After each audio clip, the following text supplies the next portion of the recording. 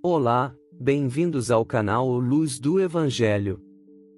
Hoje vamos explorar uma história complexa e desafiadora dos capítulos 19 a 21 do livro de Juízes. Este relato bíblico contém eventos perturbadores que refletem um período histórico muito diferente do nosso. Nosso objetivo é analisar o contexto e aprender as lições que essa narrativa pode oferecer, respeitando a gravidade dos eventos descritos. Livro de Juízes, capítulo 19, versículos 1 e 2. Aconteceu também naqueles dias, em que não havia rei em Israel, que houve um homem levita, que, peregrinando aos lados da montanha de Efraim, tomou para si uma concubina, de Belém de Judá. Porém a sua concubina adulterou contra ele, e deixando-o, foi para a casa de seu pai, em Belém de Judá, e esteve ali alguns dias, a saber, 4 meses. 2 jovens se casam, a mulher trai o marido, e com medo de ser morta foge para a casa do pai, e lá ficou por 4 meses, mas ele sente saudade e vai atrás dela, e a perdoa, e os dois juntamente com um servo começam a viagem de volta para a casa. Livro de Juízes, capítulo 19, versículos 11 ao 15. Estando, pois, já perto de Jebus, e tendo-se já declinado muito o dia, disse o moço a seu senhor: Vamos agora, e retiremo-nos a esta cidade dos Jebuseus, e passemos ali a noite. Jebus, que passou a ser chamada Jerusalém. Porém disse-lhe seu senhor: Não nos retiraremos a nenhuma cidade estranha, que não seja dos filhos de Israel, mas iremos até Gibeá. Disse mais a seu moço: Vamos, e cheguemos a um daqueles lugares, e passemos a noite em Gibeá ou em Ramá. Passaram, pois, adiante, e caminharam, e o sol se lhes pôs junto a Gibeá, que é cidade de Benjamim. E retiraram-se para lá, para passarem a noite em Gibeá, e, entrando ele, assentou-se na praça da cidade, porque não houve quem os recolhesse em casa para ali passarem a noite. Eles sentaram em uma praça, e ficaram na espera de que alguém oferecesse hospitalidade a eles, um lugar para repousar, mas ninguém ofereceu, até que um senhor os avistou, e os convidou para passar a noite na casa dele, pois passar a noite na praça seria perigoso. Então o acompanharam. Estando eles alegrando seu coração, eis que os homens daquela cidade, homens que eram filhos de Belial, cercaram a casa, batendo a porta, e falaram ao ancião, senhor da casa, dizendo: Tira para fora o homem que entrou em tua casa, para que o conheçamos. E o homem, dono da casa, saiu a eles e disse-lhes: Não, irmãos meus, ora não façais semelhante mal, já que este homem entrou em minha casa, não façais tal loucura. Eis que a minha filha virgem e a concubina dele, tirarei elas para fora, humilhai a elas, e fazei delas o que parecer bem aos vossos olhos, porém a este homem não façais essa loucura. Porém aqueles homens não o quiseram ouvir, então aquele homem pegou da sua concubina, e lhe atirou para fora, e eles a conheceram e abusaram dela toda a noite até pela manhã, e, subindo a alva, a deixaram. E ao romper da manhã veio a mulher, e caiu à porta da casa daquele homem, onde estava seu senhor, e ficou ali até que se fez claro. Essa história se passou em Israel, quando o casal estava na casa do Senhor. Homens vadios, safados começaram a bater na porta quase arrombando, porque queriam ter relações com o homem. Preste bem atenção que eles queriam o homem, e não sua mulher. O Senhor então oferece a própria filha e a esposa do jovem. O pai, ao invés de defender a filha, ele mesmo oferece, mesmo sabendo o que aconteceria com ela, porque naquela época a mulher não tinha valor algum, era apenas um objeto, até para seu próprio pai, servindo apenas para procriar. Então o próprio jovem que buscou sua esposa na casa de seu sogro a joga para fora da casa, Os homens então abusam dela durante toda a noite e ao amanhecer a deixam na porta da casa. Quando o jovem sai pela manhã e encontra na porta e ele diz, vamos embora, mas ela já sem forças não responde, ele a pega, e a coloca em cima de um jumento, e a leva para casa. Chegando lá, ele a despedaça em 12 partes e envia para as 12 tribos de Israel, contando o que aconteceu. Os anciãos ficam assustados com o acontecimento, e vão atrás dos homens que fizeram tal maldade, e pedem para a cidade de Benjamim que colocassem esses homens para fora da cidade para que pudessem fazer justiça, mas os benjamitas não aceitam e protegem os homens. Os israelitas então se juntam contra a tribo de Benjamim, causando uma guerra. Os benjamitas preferiram guerrear do que entregar os homens perversos. Livro de Juízes, capítulo 20, versículos 18 ao 20. E levantaram-se os filhos de Israel, e subiram a Betel, e consultaram a Deus, dizendo: Quem dentre nós subirá primeiro a pelejar contra Benjamim? E disse o Senhor: Judá subirá primeiro. Levantaram-se, pois, os filhos de Israel pela manhã, e acamparam-se contra Gibeá. E os homens de Israel saíram a peleja contra Benjamim, e os homens de Israel ordenaram a batalha contra eles, ao pé de Gibeá.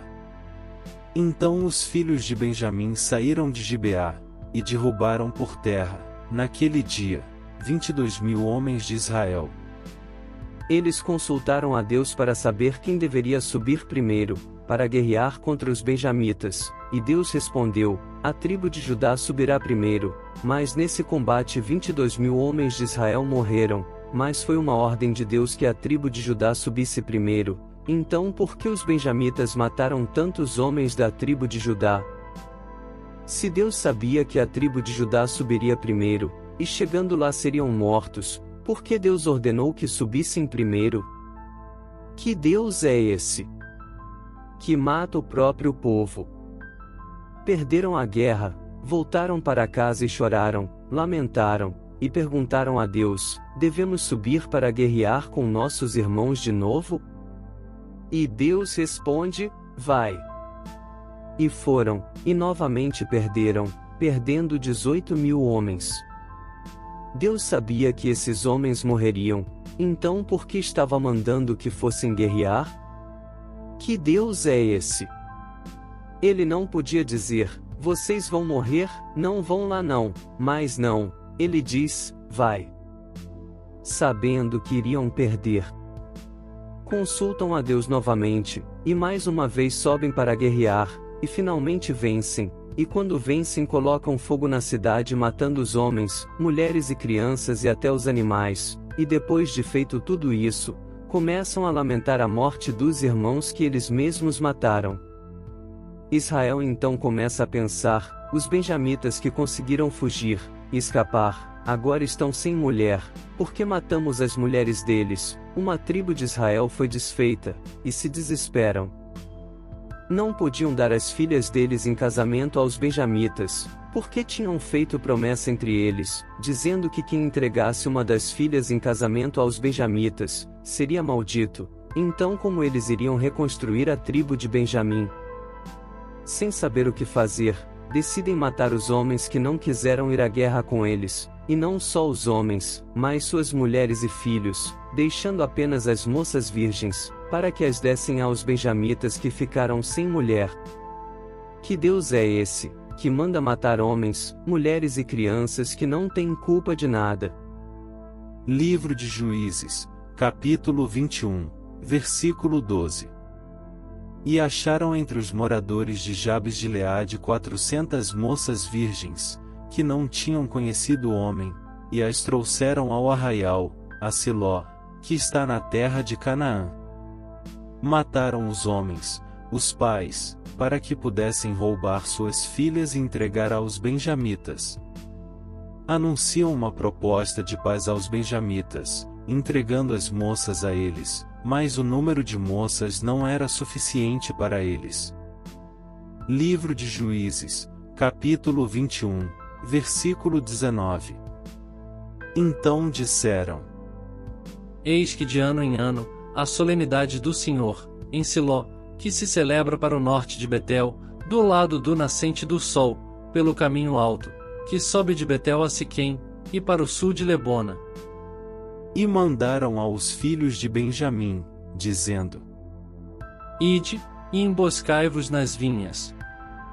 E olhai, e eis aí as filhas de Siló a dançar em rodas, saí vós das vinhas, e arrebatai cada um sua mulher das filhas de Siló, e ide-vos à terra de Benjamim.